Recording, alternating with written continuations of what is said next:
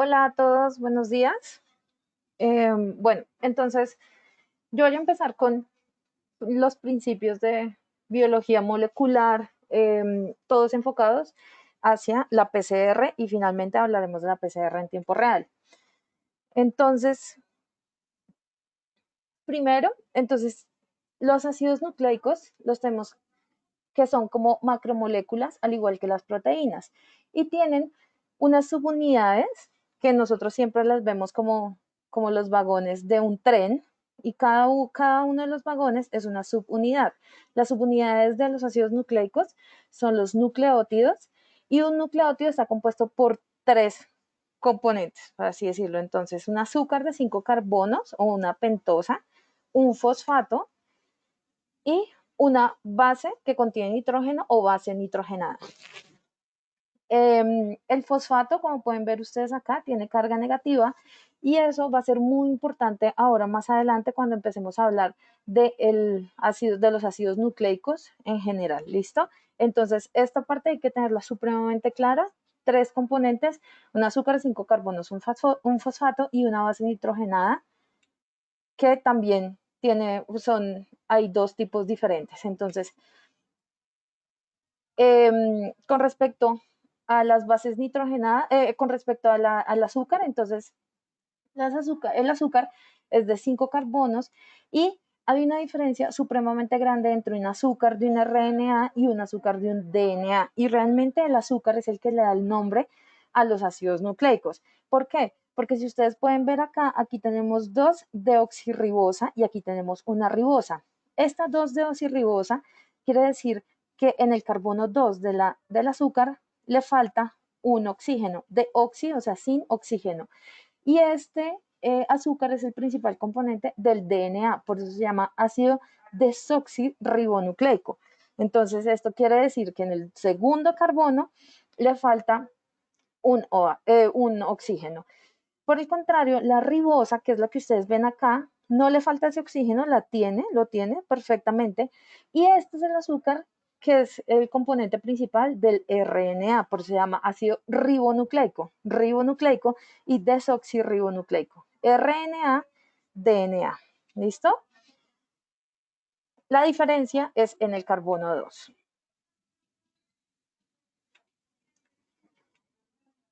Después, ahora vamos con las bases nitrogenadas. Las bases nitrogenadas también hay como dos tipos de bases nitrogenadas que ustedes pueden ver acá. Las pirimidinas y las purinas.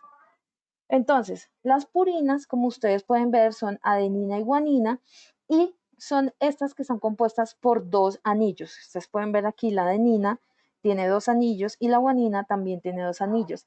Las pirimidinas, por el contrario, solo están compuestas por un anillo y son la citosina, la timina y el uracilo.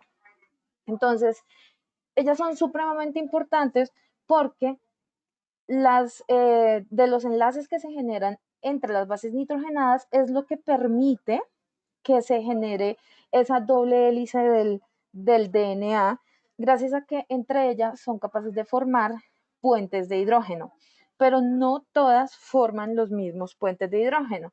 Entonces tenemos que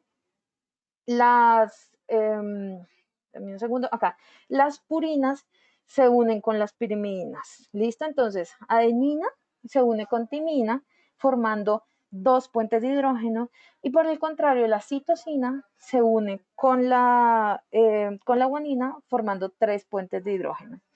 Y eso va a ser ahorita supremamente importante cuando veamos por qué los primers a veces son más específicos y por qué se unen de una forma diferente, porque hay unos primers mejores y unos primers que no son tan buenos cuando uno está hablando de PCR como tal. Pero no solo los ácidos nucleicos, en este caso el DNA, que es de doble cadena, tienen estos enlaces. Ellos se tienen que unir entre cada uno de los nucleótidos por unos enlaces que son los que forman el esqueletón del DNA, que se llaman enlaces fosfodiéster. Entonces, estos enlaces, ¿cómo se generan? Se generan entre el OH del tercer azúcar, del tercer carbono del azúcar, con el fosfato del siguiente nucleótido, como ustedes pueden ver acá. Entonces, este es el fosfato de este nucleótido y ese fosfato forma un enlace fosfodiéster con el OH del tercer carbono del azúcar del anterior nucleótido. Entonces, ese es el enlace que permite que todos los nucleótidos se unan para formar la cadena de DNA. Y este enlace se llama enlace fosfodiéster. Entonces hay dos tipos de enlaces, los enlaces fosfodiéster, que son los del esqueletón, y los enlaces puentes de hidrógeno, que son los que permiten que se dé como esta conformación de doble hélice.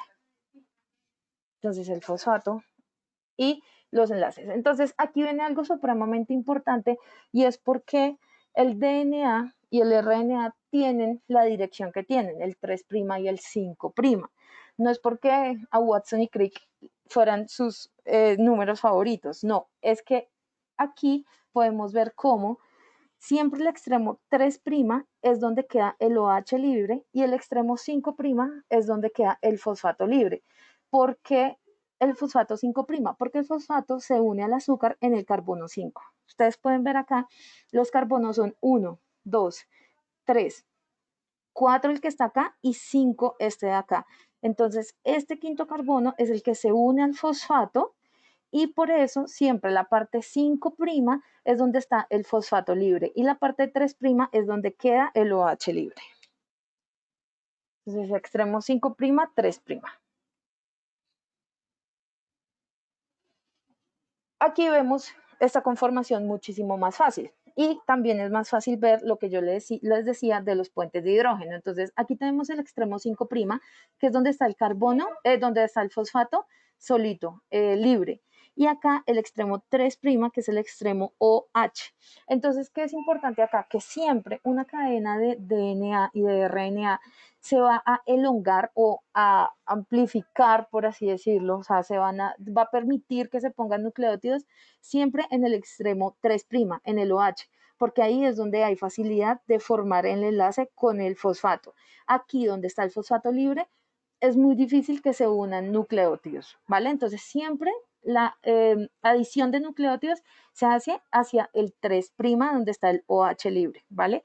Y aquí en esta parte vemos lo que les decía ahorita de los puentes de hidrógeno que son supremamente importantes y le dan esa estabilidad a la doble hélice del DNA. Entonces, entre adenina y timina se pueden formar dos puentes de hidrógeno, en cambio entre citosina y guanina, como ustedes pueden ver acá, se forman tres puentes de hidrógeno. Entonces siempre esta unión de guanina y citosina va a ser mucho más fuerte que esta de adenina y timina. ¿Por qué? Por el número de puentes de hidrógeno. Entonces siempre vamos a tener nuestro tren, uno va a ir en un sentido, 3', 5', y el otro y la complementaria va a ir 5', 3'. ¿Cuáles son las propiedades importantes para el estudio de los ácidos nucleicos? Entonces, los ácidos nucleicos son tan versátiles que si conozco el orden de los nucleótidos, es más que suficiente para tener todo lo que necesito de ahí para adelante. ¿A qué se refiere uno con todo lo que necesito? Si conozco el orden de los nucleótidos, sé cuáles van a ser, o sea, cómo va a ser la proteína, cuáles van a ser los aminoácidos que codifican ese ácido nucleico y dependiendo de los aminoácidos que estén codificados por estos ácidos nucleicos, va a depender de cómo una proteína se va a doblar, cómo va a hacer su forma tridimensional, su estructura terciaria, y de su estructura terciaria va a depender la actividad biológica que tenga una proteína. Entonces, por eso el DNA, los ácidos nucleicos son la base de todo, porque además, si sabemos el orden de los ácidos nucleicos, de ahí para adelante podemos saber muchísimas cosas, como el orden de los aminoácidos, cómo esa proteína se va a doblar y para qué va a servir esa proteína. Además, los ácidos nucleicos son capaces de interactuar con otras cadenas de ácidos nucleicos que sean compatibles. ¿Qué quiere decir compatibles? Pues que sean complementarias. Ya les dije que la adenina se une a la timina y la citosina se une a la guanina. ¿Qué pasa? Que siempre se tienen que complementar. Una adenina no se va a unir a una citosina por esa capacidad de formar puentes de hidrógeno. Entonces, ¿qué pasa si yo tengo una cadena conocida de DNA? Puede haber otra cadena de RNA que sea complementaria y las dos pueden unirse y pueden hibridizar. Eso se llama hibridizar, que entre ellas son capaces de unirse, de ser híbridas, ¿vale? Y ese es el principio de la PCR, que es que yo tengo un oligo donde soy capaz de hacer la cadena complementaria de un fragmento que yo quiero amplificar.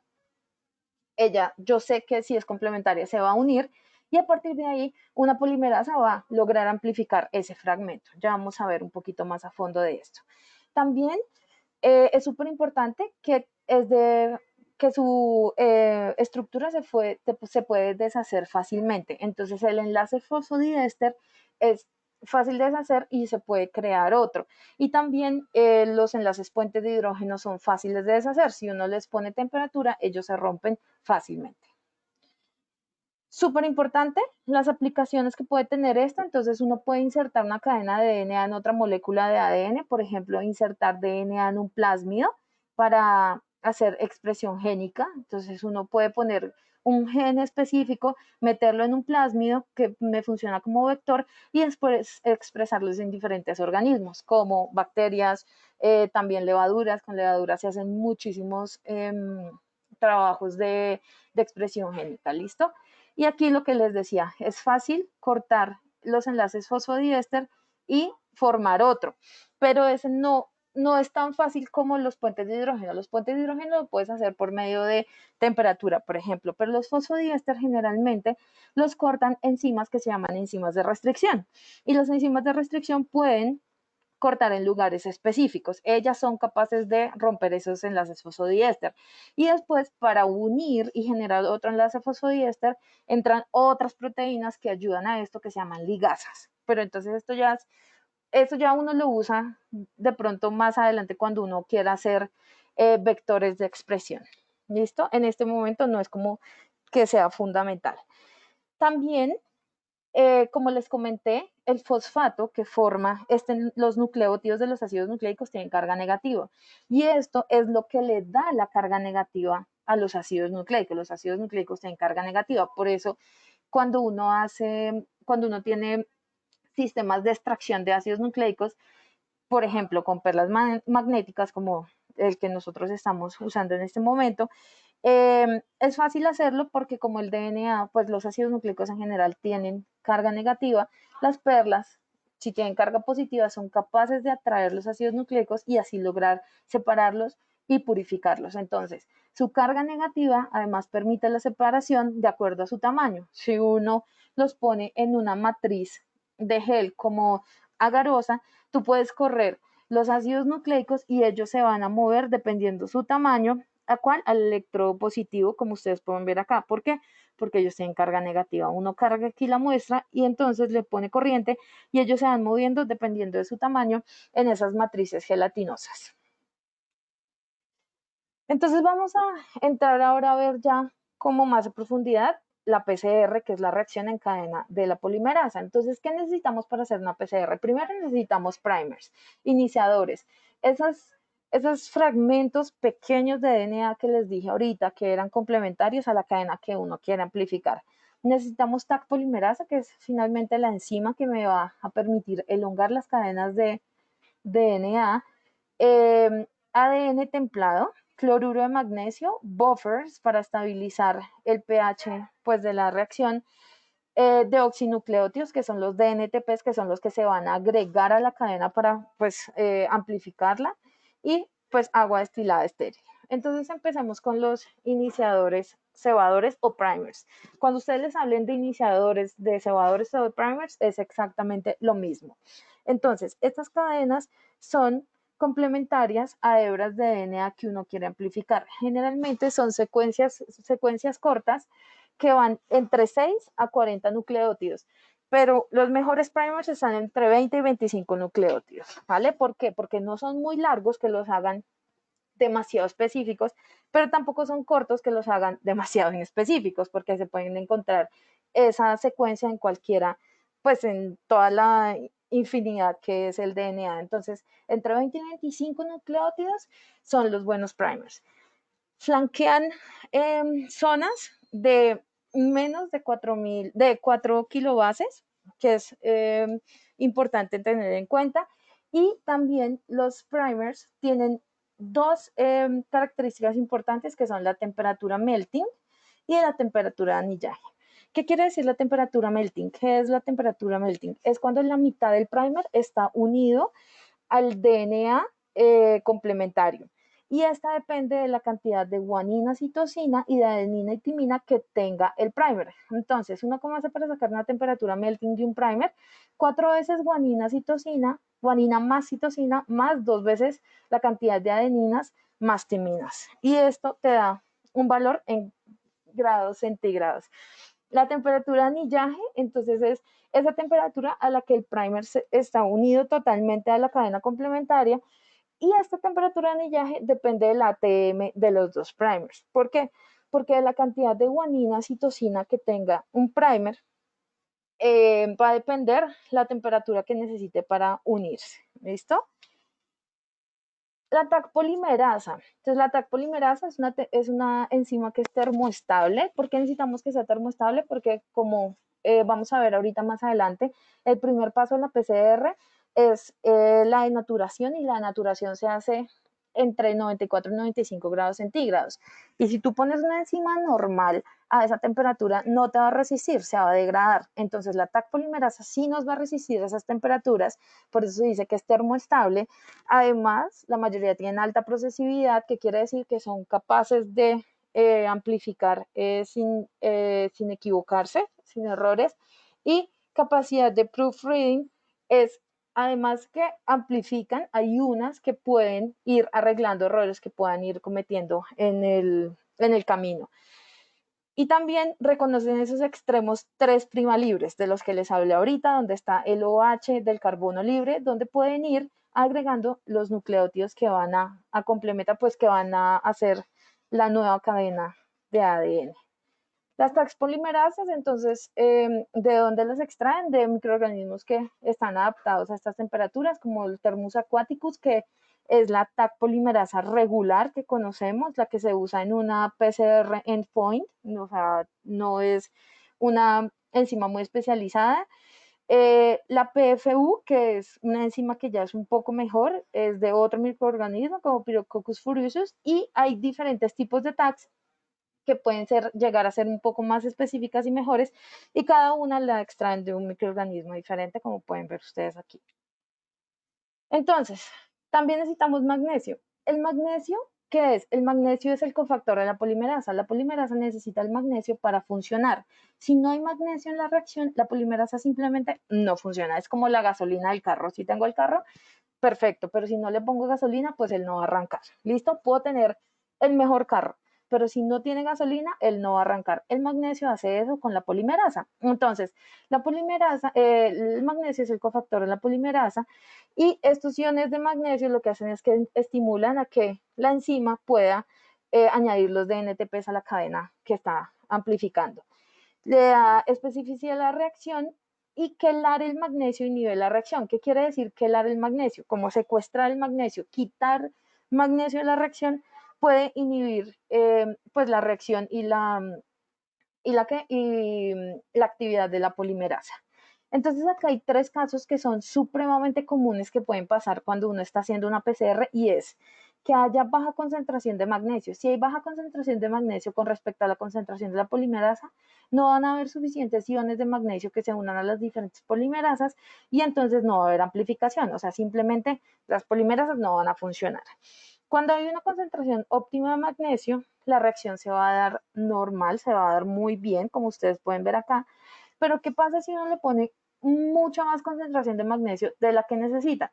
Aquí las reacciones se van a volver mutagénicas, se llaman este tipo de reacciones. Estas reacciones mutagénicas se dan por la alta cantidad de magnesio, entonces las polimerasas se excitan y se excitan y se excitan y pueden empezar a amplificar cosas que ni siquiera existen. O sea, eh, que ni siquiera tienen que amplificar, ni siquiera es lo que uno está buscando, no es el objetivo que está buscando. Entonces, esas reacciones se llaman reacciones mutagénicas al haber altísimas concentraciones de magnesio. Los DNTP son los que se tienen que agregar a la cadena. Entonces, ¿cuáles DNTP? Adenina, guanina, timina y citosina, en el caso del DNA. En el caso del RNA sabemos que en vez de timina hay uracilo. El buffer 10X, entonces lo que les dije anteriormente, es lo que nos ayuda a mantener las condiciones de pH estables para el funcionamiento de la polimerasa. Y el agua de calidad de biología molecular, uno dice, pues, o sea, ¿por qué tiene que ser biología molecular? Pues porque esta agua es libre de nucleasas, específicamente DNasas y RNasas. ¿Qué pasa si no tienen DNasas y RNasas? Las DNasas y las RNasas son enzimas que degradan DNA y RNA. Si le pongo un agua que no tiene que no es libre de estas nucleasas, ¿qué pasa? Pues me van a degradar el DNA del que necesito amplificar. Entonces, pues ahí la reacción ya desde el principio va mal. Es desionizada y purificada por UV y ozono. ¿En qué consiste? Después de que tengo todos estos componentes listos para trabajar, cómo funciona la PCR, entonces lo que les decía, hay un primer paso que es de naturación, que se da entre 90 y 95 grados centígrados, y esto es lo que hace que necesitemos una enzima termoestable, una polimerasa termoestable. Después de este paso de naturación viene el paso de anillaje. Generalmente, por la longitud de los primers, el anillaje está entre 50 y 65 grados centígrados.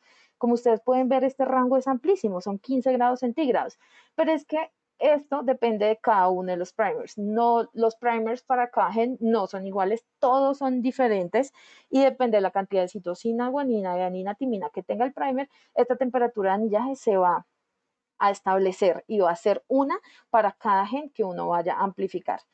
Y la elongación finalmente a 72 grados centígrados. Estos 72 grados centígrados es para una polimerasa normal. Una polimerasa PFU, por ejemplo, no amplifica 72, sino amplifica 60. Entonces, dependiendo de cada enzima, de cada polimerasa que uno use, la elongación también va a tener una temperatura diferente. Pero pues esta 72 es como la normal, la regular, la que se usa en una PCR endpoint.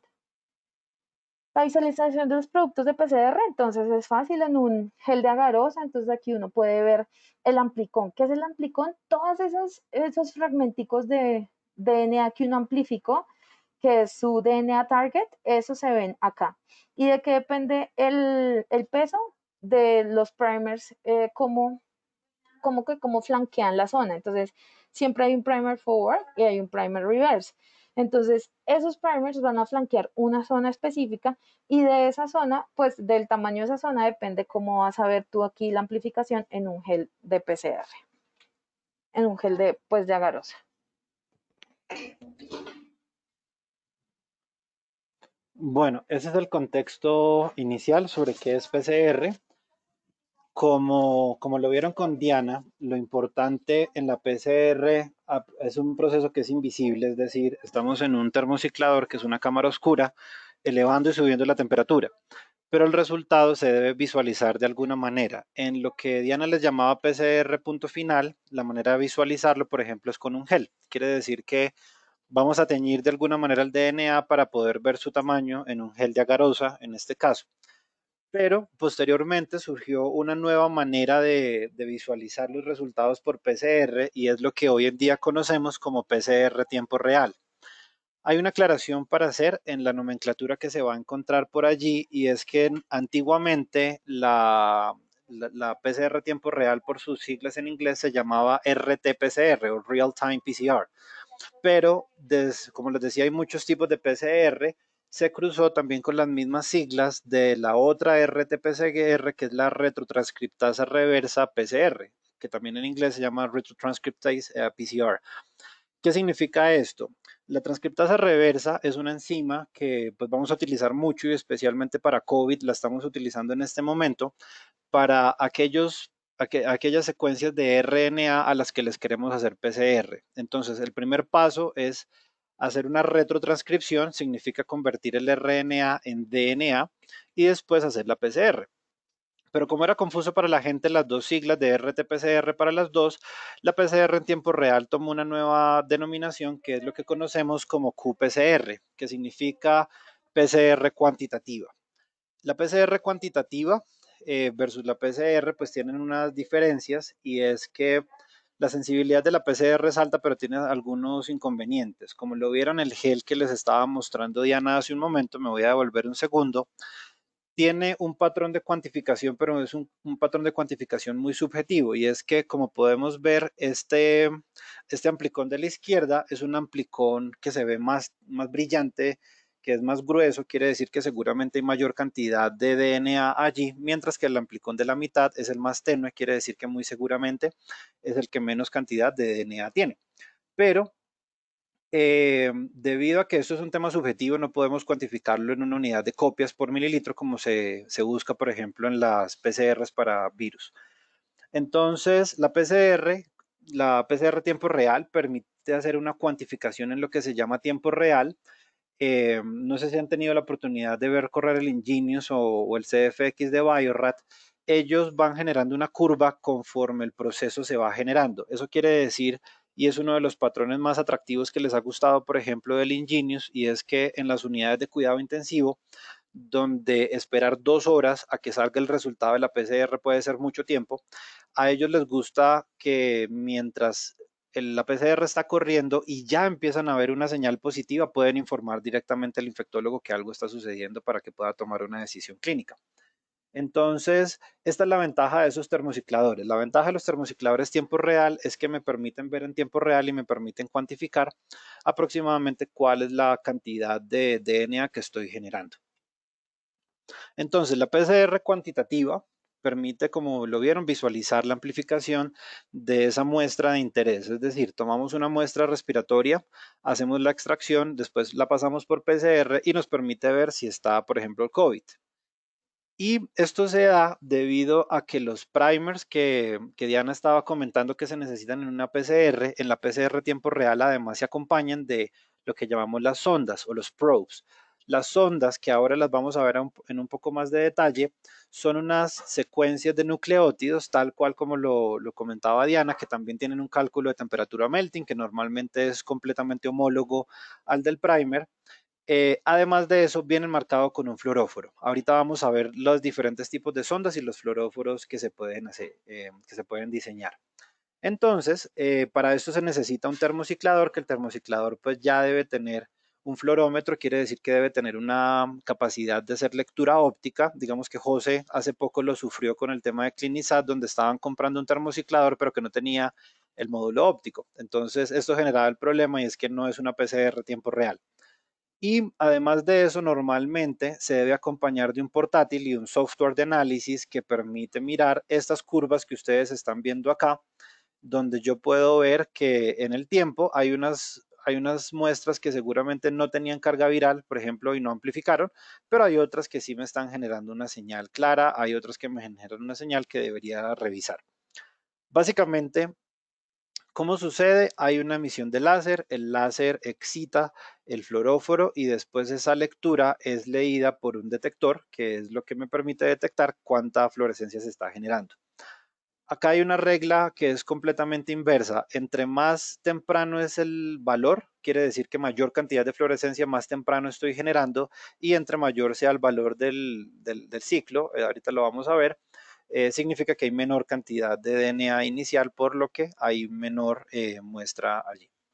¿Cómo se produce la fluorescencia? Básicamente, como Diana lo comentaba, hay un ciclo, que es esto que ustedes están viendo acá. En el primer ciclo se produce la denaturación, que es donde se abren las cadenas y posteriormente, cuando vuelvo a bajar la temperatura, permito que los primers se unan, y posteriormente está la elongación. Durante la elongación, como ustedes se fijan, a diferencia de como estaba inicialmente, se están agregando esas sondas. Esas sondas, después de que el láser las excita, pues permiten generar una emisión que en este caso, acá es donde se estaría leyendo. Esto es importante incluso para los que programamos los termocicladores, porque no se puede poner la lectura en cualquier ciclo. Hay que saber en qué ciclo ponerlo, porque si pusiéramos la lectura, por ejemplo, en un ciclo de denaturación, estaríamos leyendo un montón de señales inespecíficas que no tienen que ver con la producción de nuevo DNA. Como ustedes lo ven, es en esta parte en la cual estoy generando estas nuevas secuencias de DNA, que son las secuencias naranjas que están sobre la tira morada. Entonces es allí donde yo debería leer. Ya después, como se dan cuenta, pues se inicia un nuevo ciclo y esto se repite por un número de veces. Por ejemplo, para los protocolos, como lo ven acá, normalmente hacemos un periodo de 40 ciclos, quiere decir de 40 repeticiones de este proceso que ustedes están viendo, y eso sucede una y otra vez. Ahora, eh, Hay diferentes sondas, como les estábamos contando, y una de ellas, que son de las más conocidas y las más utilizadas a nivel mundial, que es la CyberGreen. La CyberGreen es una sonda fluorescente, que es una sonda inespecífica. Quiere decir que uno la puede agregar prácticamente para cualquier tipo de elongación que uno tenga para PCR tiempo real y no tiene una alta especificidad, pero la especificidad obviamente va a estar dada por el diseño de los primers que yo haga. Entonces, la sonda CyberGreen es una sonda que se intercala en el DNA y conforme se va agregando la nueva cadena, pues yo puedo leer cuánta sonda fluorescente hay allí. Bueno, como les decíamos, acá están los diferentes tipos de sondas. Hay unas que son las más populares y las que más se utilizan para la gran mayoría de protocolos, que son las sondas tipo TACMAN. Se llaman sondas tipo TACMAN porque están normalmente relacionadas con la actividad de la enzima TAC polimerasa. Esta sonda normalmente tiene adherida una molécula fluorescente y otra molécula que inhibe esta fluorescencia o el quencher. Me voy a tener acá un segundo porque es uno de los valores agregados que nosotros tenemos con los kits de Elitech, porque uno de los factores más importantes es que debemos entender que toda tecnología tiene sus limitantes. Es decir, nosotros tenemos una regla, la regla nos sirve para medir distancias cortas, pero ya no me sirve para medir kilómetros. Tenemos que saber la herramienta para qué sirve y qué limitaciones tiene. Las limitaciones de la PCR están ligadas principalmente, como es una técnica que mide fluorescencia, por el background o la luz de fondo que se genere. Si el background es muy alto, esto va a generar que hayan pocas señales que se puedan captar. Entonces es muy importante disminuir esa luz de fondo de fluorescencia para mejorar las señales que sí son específicas de mi tecnología. Entonces, ¿qué sucede? Yo en cada una de las sondas tengo el fluoróforo y tengo después el quencher. ¿Qué es lo que hace el quencher? Apaga el fluoróforo que se acaba de encender. ¿Qué tan rápido es el quencher? ¿Qué tan buena va a ser mi capacidad de bajar la luz de fondo de la fluorescencia? Hay quenchers que son lentos y generan una alta luz de fondo, un alto background o fluorescencia, pero hay unos quenchers que son muy rápidos, que son por ejemplo los que manejan las sondas de Elitech. Los quenchers que nosotros tenemos son pertenecientes a una proteína que se llama la MGB, que es un tipo de sonda TACMAN, donde los quenchers rápidamente apagan los fluoróforos y esto hace que la luz de fondo sea muy baja. ¿Por qué es importante esto en la tecnología de Elitech? Porque con Elitech principalmente, como se han dado cuenta en el portafolio, estamos trabajando con pacientes inmunocomprometidos. Quiere decir que estamos necesitamos, perdón, llegar a límites muy bajos que incluso en pacientes sanos no son importantes, pero en un paciente al cual se le acaban de bajar las defensas para hacerle un trasplante sí van a ser importantes. Después de eso, vienen lo que se llaman las molecular beacon, que son raras, la verdad no se utilizan tanto, se utilizan sobre todo para algunas detecciones de mutaciones, especialmente en cáncer y en algunas enfermedades hereditarias, y son unas sondas que como ustedes se dan cuenta no están elongadas, sino que tienen un loop o que son cerradas y también tienen un fluoróforo y un quencher. Esto, como ustedes pueden ver, provoca que el fluoróforo esté más cerca del quencher, lo cual hace que sea un apagado muchísimo más rápido y por eso incluso funcionan para detectar lo que llamamos SNPs, que son mutaciones puntuales, es decir, cuando yo cambio solamente un nucleótido en una región de 5000 pares de base. Es como tomar un libro largo y cambiarle una letra y ser capaz de detectarlo. Y después vienen las sondas Scorpion, que son tipos de moléculas mixtas donde yo mezclo unas y otras, donde hay algunas sondas que son planas, unas sondas que tienen loops. Y acá lo que quiero jugar es precisamente con esos límites de detección, donde puedo irme a detectar cadenas largas, pero también mutaciones muy sencillas. Entonces, como se dan cuenta, las sondas TACMAN acá están un poco mejor representadas. Lo que hacen es que liberan la señal y hacen el apagado conforme esté diseñada la sonda. Tienen lo que se llama una actividad exonucleasa, quiere decir que son capaces de cortar el DNA, perdón, en los extremos, más no en la parte media. Acá están las molecular beacon. Las molecular beacons, como les decía, son unas sondas cerradas y cuando ellas se anillan, interrumpen la acción del quencher. Quiere decir que el reportero empieza a generar fluorescencia.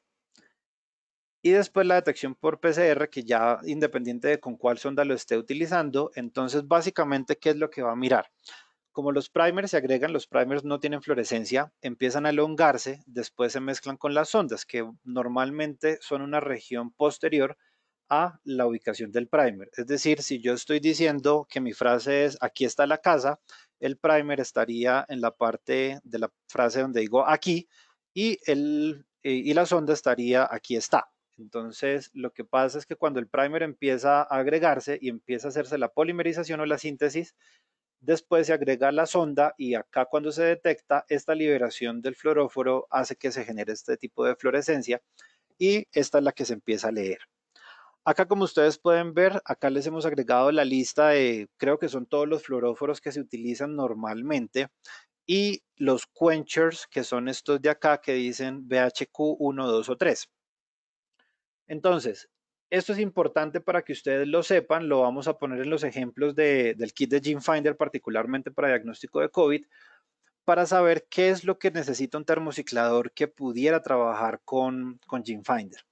Entonces, cada fluoróforo, como ustedes se dan cuenta, tiene dos lecturas. Una que se llama la lectura de excitación, que es la primera columna de números que ustedes pueden ver allí, y después viene la lectura de emisión. ¿Qué quiere decir?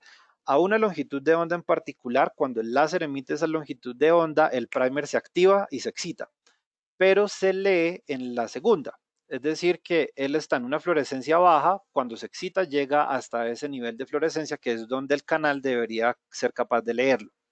En el caso de GeneFinder utiliza 4 fluoróforos, que son el fluoróforo FAM, que es este que está acá en la parte de arriba, es uno de los más utilizados a nivel mundial.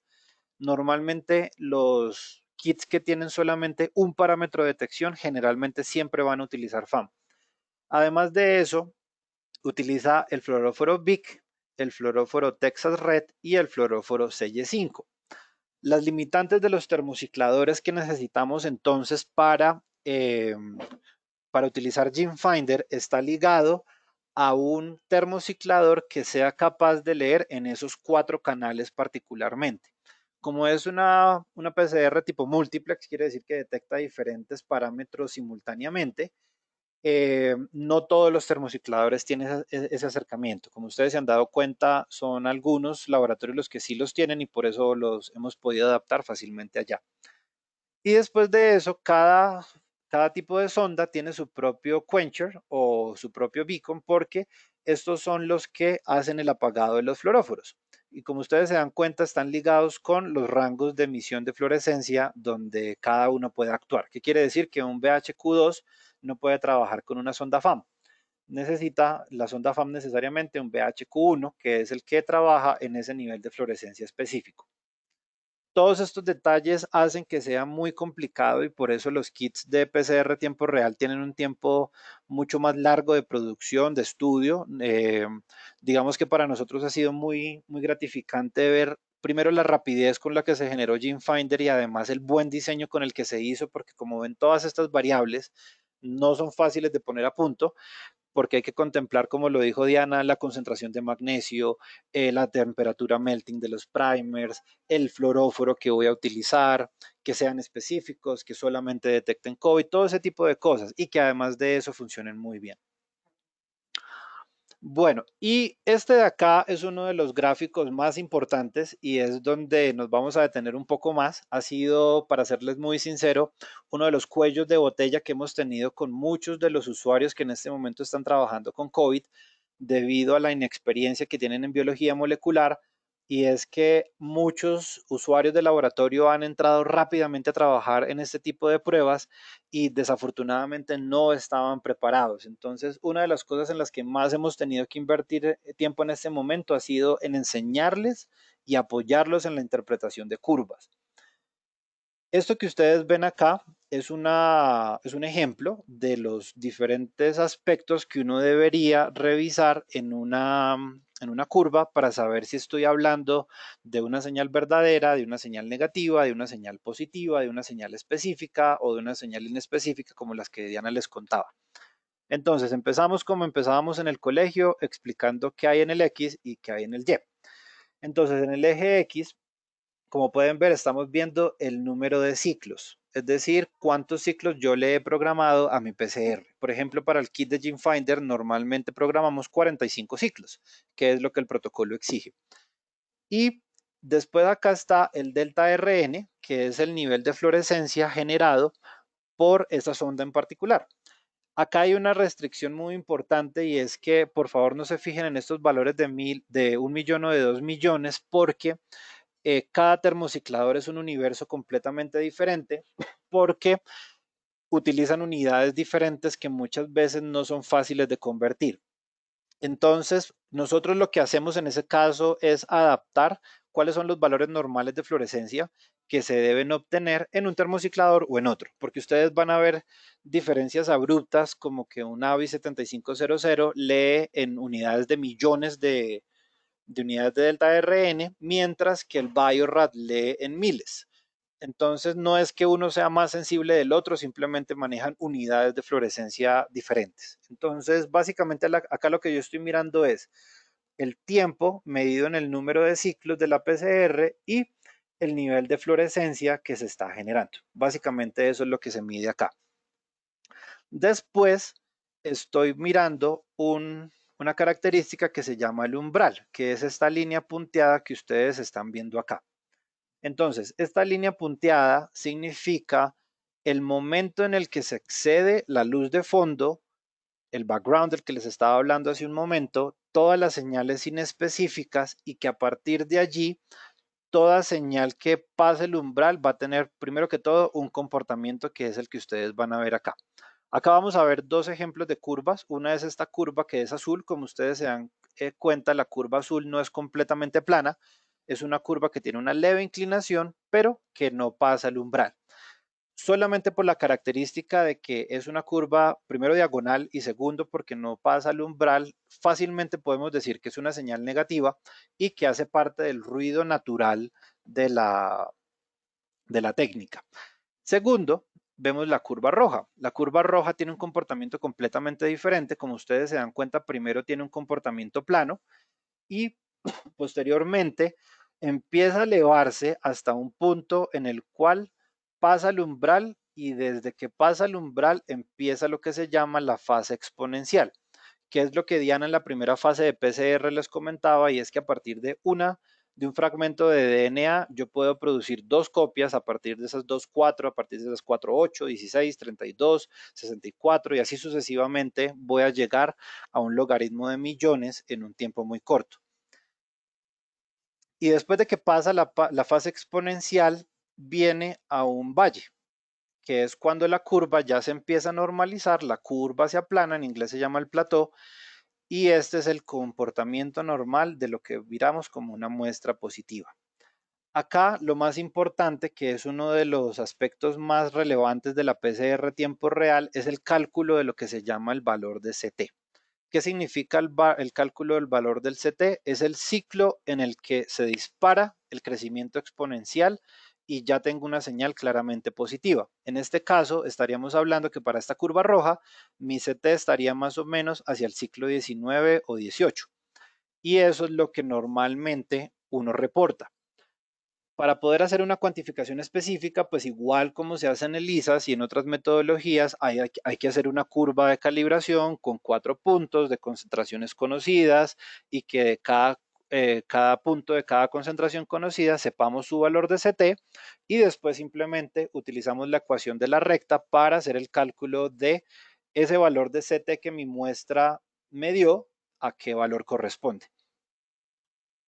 Entonces, para repasar nuevamente, el delta RN es el nivel de fluorescencia que se detecta. La línea base, pues es la línea de fluorescencia donde no excedo el umbral, pero estoy hablando de señales que son inespecíficas y que están ligadas también con el ruido normal de la técnica de PCR. Después el umbral, que es el nivel de fluorescencia fijo por encima de la línea base, que quiere decir está por encima del ruido y ya es el punto de corte donde me empiezan a dar señales de, de señales positivas, perdón. Y después está el ciclo del umbral o valor de CT, que es mundialmente conocido como CT. Es el ciclo en el cual la fluorescencia sobrepasa y ya se puede detectar. Es decir, esto de acá es lo que sí podemos leer y saber que son señales específicas. Entonces, Más adelante, en los ejercicios que les vamos a dejar, van a haber ejercicios de este tipo. Acá, como se pueden dar cuenta, estamos hablando de una muestra o un control, por ejemplo, que fue diluido en diluciones seriadas en base logarítmica en 10 a la menos 1, 10 a la menos 2, 10 a la menos 3 y así sucesivamente. Y lo que podemos ver es un desplazamiento del CT. Es decir, esto de acá es la misma muestra, pero con un diferente comportamiento debido a que al diluirlo estoy cambiando la concentración inicial con la cual pues, la polimerasa va a empezar a actuar a producir mayor cantidad de copias.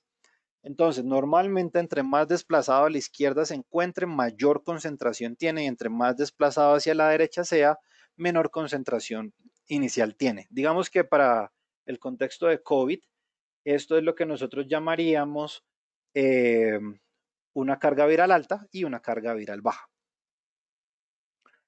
Y acá hay otro tipo de curvas que se observan en otros termocicladores en donde se ven las mismas fases. Acá, como se pueden dar cuenta, se ve un poco mejor el nivel del ruido. Y acá hemos incluido la lectura de lo que llamamos en biología molecular los NTC, significa Non-Template Control. ¿Qué significa en la vida real? Es una muestra vacía dentro de la extracción y la PCR a la cual no se le agrega nada y se trata como si fuera una muestra normal. ¿Qué quiere decir? Esta muestra de acá lo que me va a contar es el ruido normal sin que haya muestra.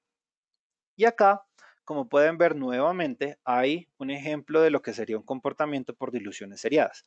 Si ustedes se fijan, así ya esté hacia el final, las curvas tienden a generar el valle. Una cosa es que porque se despiertan más temprano lo pueda ver claro, pero la curva debe tener un comportamiento sigmoidal para mostrarme que sea una señal verdadera. Entonces, el análisis de resultados me muestra el tipo de cuantificación. Es decir, hay dos tipos de cuantificación donde yo puedo saber.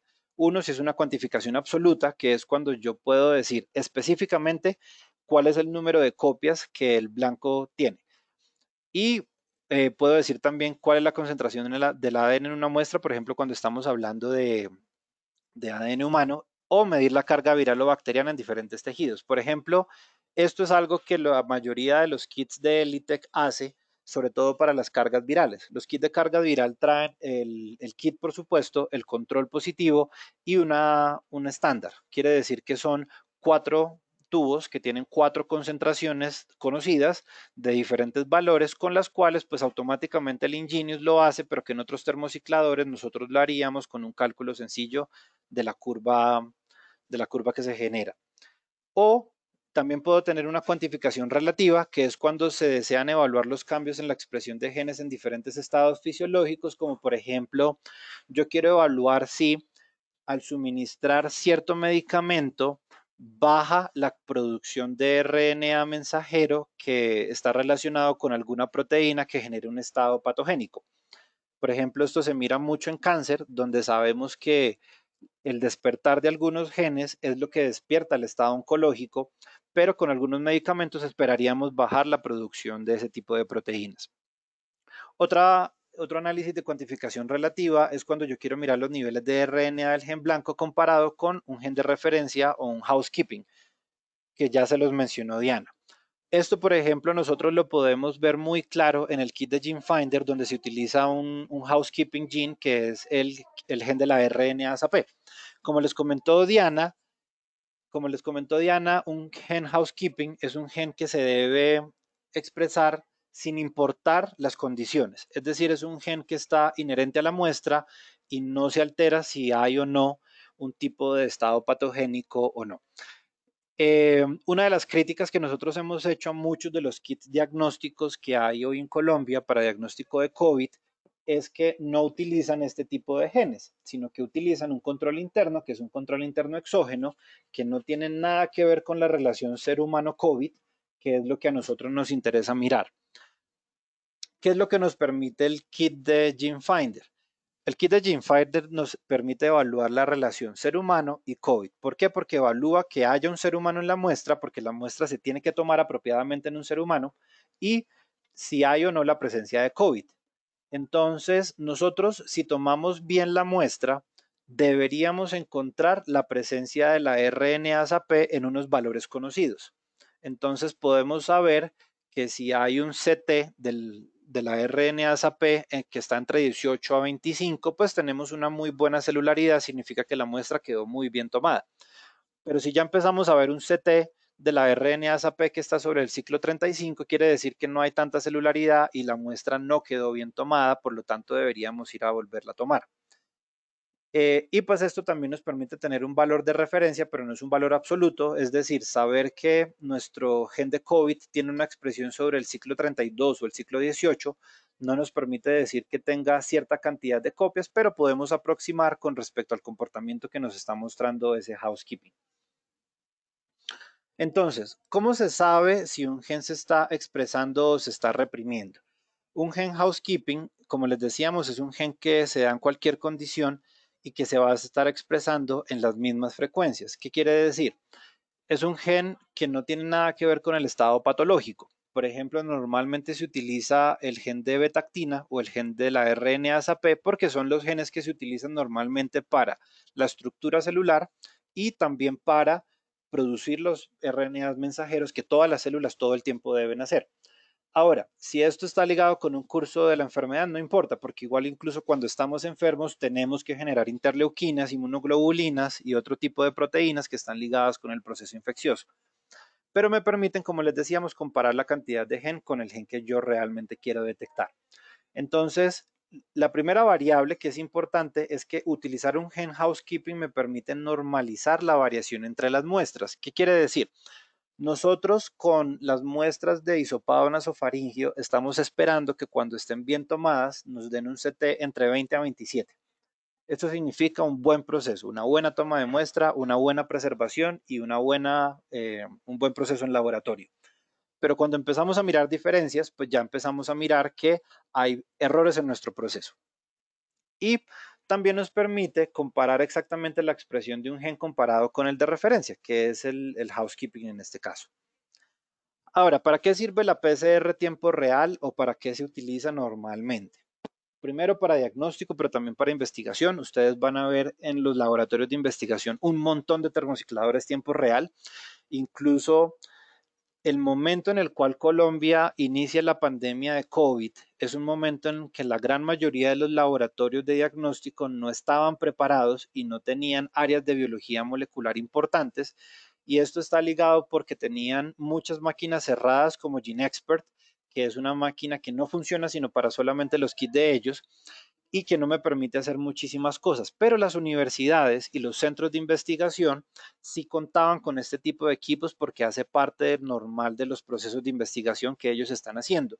Y una de las estrategias más acertadas del Instituto Nacional de Salud para el momento en el que inicia la pandemia fue buscar universidades amigas como lo fue la Universidad de los Andes, la Universidad del Rosario y la Universidad Javeriana, donde estos termocicladores estaban en los laboratorios ya había personas que lo sabían utilizar y fácilmente pudieron apoyar los primeros momentos del diagnóstico de COVID, mientras los demás laboratorios de la red prepararon sus procesos, sus protocolos hasta ser habilitados. Unos con mayor acierto o con mayor velocidad que otros, por supuesto, como lo hemos visto. Entonces, normalmente ustedes van a encontrar kit de PCR para diagnóstico de número uno, enfermedades infecciosas, y en esto tenemos un portafolio bastante rico. En el portafolio de Elitec van a encontrar un montón de ellos. Por ejemplo, para detección de Mycobacterium tuberculoso, detectar si tiene mutaciones para rifampicina, para isoniazida. Tenemos para las cargas virales de trasplante, por supuesto para COVID. Segundo, en cáncer, la PCR tiempo real es tal vez una de las metodologías más enfocadas para su diagnóstico porque se permite primero detectar diferentes genes en una sola reacción, a diferencia de lo que se hacía con la PCR convencional, y además de eso puedo semi-cuantificar y también puedo llegar a detectar mutaciones por el uso de las sondas que les hablábamos hace un momento. También funciona para detectar anormalidades genéticas. Digamos que acá hay diferentes tipos de usos. Uno de los más utilizados tradicionalmente fue el FISH, donde yo podía utilizar sondas marcadas fluorescentemente y marcar los cromosomas particulares para saber, por ejemplo, si había una trisomía. Pero también a nivel de PCR convencional tiempo real, como la que les hemos explicado, me permite detectar si existe o no una mutación, porque si yo diseño muy bien mi primer, puedo detectar alguna anomalía genética. Por ejemplo, en el portafolio de ELITech nosotros contamos con unos kits para mirar errores en la coagulación por la detección de los factores 2, 5 y el MTHFR, que son muy importantes dentro de ese proceso. También funciona para los laboratorios de microbiología clínica, donde podemos detectar, por ejemplo, los paneles, que es una de las sondas, una de las aproximaciones más utilizadas y más buscadas hoy en PCR a tiempo real. Nosotros, como saben, tuvimos un acercamiento con FastTrack, pero después pasó para Siemens. Pero igual con ELITech en este momento tenemos algunos paneles, por ejemplo, para enfermedades sexuales, para neumonías y para meningitis. También se puede medir la transcripción de genes, como les contábamos, el proceso en biología molecular para todos los animales y seres vivos de este planeta es que guardan un DNA. El DNA tiene los cromosomas con absolutamente toda la información, pero ese DNA se transcribe en regiones pequeñas y específicas de RNA mensajero que producen las proteínas específicas que se necesitan dependiendo del momento fisiológico o también de los factores ambientales en los cuales ese animal o esa planta se encuentre. Por ejemplo, todas las células de nuestro cuerpo, excepto las sexuales, tienen los 23 pares de cromosomas que papá y mamá nos dieron, pero cada célula o cada tejido expresa RNAs y proteínas diferentes. Si fuéramos a una célula de la dermis, no encontraríamos muchos genes de transcripción, por ejemplo, de dopamina, cosa diferente a si tomamos un tejido del cerebro, donde sí vamos a encontrar expresión de RNA para la producción de dopamina, por ejemplo. Lo mismo pasaría con la insulina, por ejemplo, que no la podemos ir a encontrar en el corazón porque pues, se produce en otro órgano. Asimismo, pues también hablamos de la progresión de la diferenciación celular, porque este es un tema que se busca mucho en biología del desarrollo, biología evolutiva. Ya sabemos que desde la formación del embrión y el cigoto hay ciertos factores de diferenciación que hacen que las células se diferencien en tejidos y después se especialicen.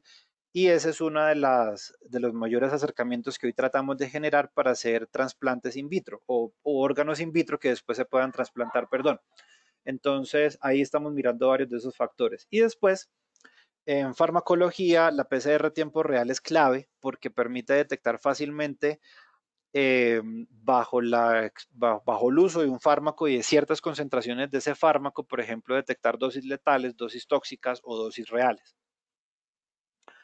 Y bueno, como les contábamos, hay otros tipos de PCR que son las PCR anidadas. La PCR anidada quiere decir que tomo una región muy grande, como por ejemplo un cromosoma humano, y lo primero que hago es buscar unos primers que me tomen una región más pequeña, pero aún grande de ese cromosoma. Y después utilizo ya unos primers más específicos para ir a la región que quiero. Esto se utiliza cuando hay entre cromosomas regiones que son repetidas y que tal vez me podrían dar una detección inespecífica. Después está la PCR semianidada, pues que es otra aplicación diferente, la PCR que detecta mutaciones, la cuantitativa que la vimos, la semicuantitativa, que es por ejemplo lo que hace la técnica de COVID particularmente, la PCR de fusión y la PCR inversa. Digamos que ahorita pues no vamos a profundizar en ellas porque no hacen parte mucho de los kits de diagnóstico. Y bueno, en la tercera parte, perdón, vuelve Diana para hablar de algunos posibles resultados que se pueden encontrar, que es parte de lo que ya le hemos dado a muchos de sus clientes.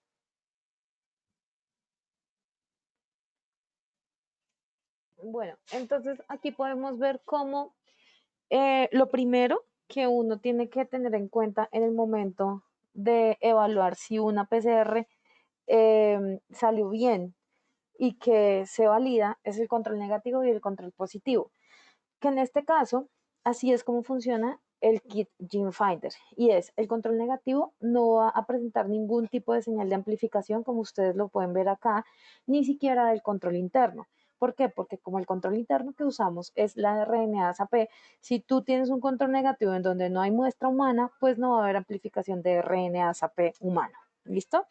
El control positivo se tiene que ver de esta forma y es como ahorita les explicó Miguel, esta curva sigmoidal que es lo que me está representando que hay señal y que la señal está siendo identificada.